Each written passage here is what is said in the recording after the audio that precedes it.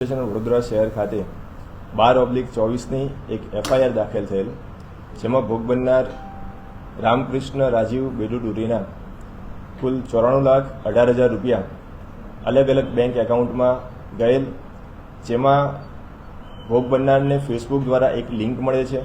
લિંકમાં એમને લોભામણી જાહેરાત આપવામાં આવે છે કે તમે આમાં ઇન્વેસ્ટ કરશો તો તમારા પૈસા 10 ગણા 15 ગણા થઈ જશે.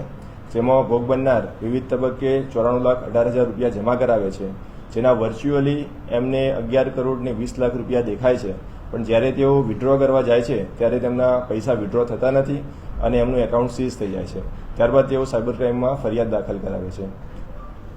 ફરિયાદ દાખલ થયા બાદ ટેકનિકલ, હ્યુમન ઇન્ટેલિજન્સ અને પ્રોપર મની ટ્રેલ દ્વારા વિવિધ એકાઉન્ટ હોલ્ડર્સને અને જેમાં પૈસા ગયા છે તે વિવિધ આરોપીઓને લોકેટ કરીને PSI Rathod, PI Patel and team દ્વારા સમય સૂચકતા વાપરીને તમામને ધરપકડ કરવામાં આવી છે.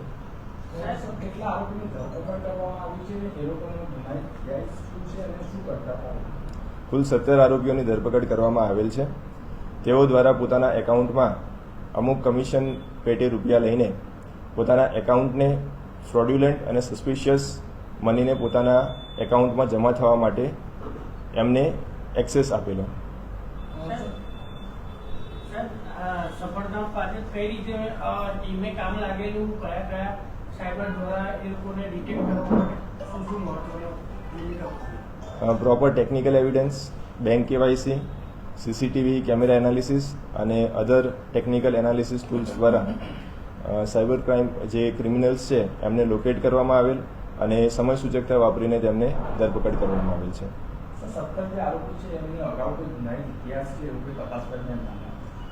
વધુ તપાસ જારી છે અને તેમાં વધુ આરોપીઓ જેમની સંડોવણીની પણ શક્યતા છે.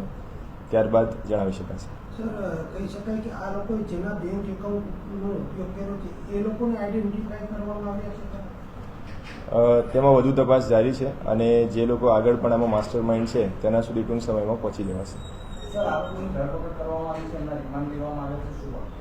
આરોપીઓના ધરપકડ થયા બાદ એમને જ્યુડિશિયલ કસ્ટડીમાંથી 2 દિવસના રિમાન્ડ આપણને મળેલ છે. અત્યારે પોલીસ કસ્ટડીમાં છે.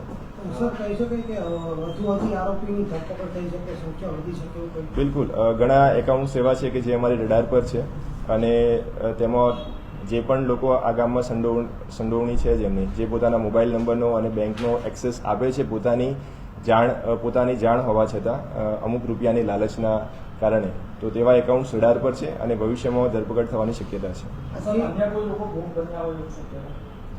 તેની વધુ તપાસ જારી છે.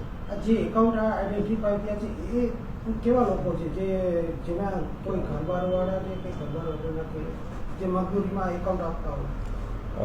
જેની પ્રાથમિક દ્રષ્ટિએ એવું જાણવા મળેલ છે કે તેઓએ પોતાના એકાઉન્ટ અમુક રૂપિયાની લાલચ પેટે પોતાના એકાઉન્ટનો એક્સેસ આપેલ અને સીસીટીવી ફૂટેજમાં પણ તેઓ દ્વારા સેલ્ફ વિડ્રોવલ કરીને એ પૈસા ઉપાડવામાં આવેલ છે. સર, આ જે આરોપીઓ છે એકબીજાના સંપર્કમાં હતા કે સંબંધીઓ છે કે પછી મિત્રો છે આ લોકોને? તે બાબતેની તપાસ ચાલુ છે.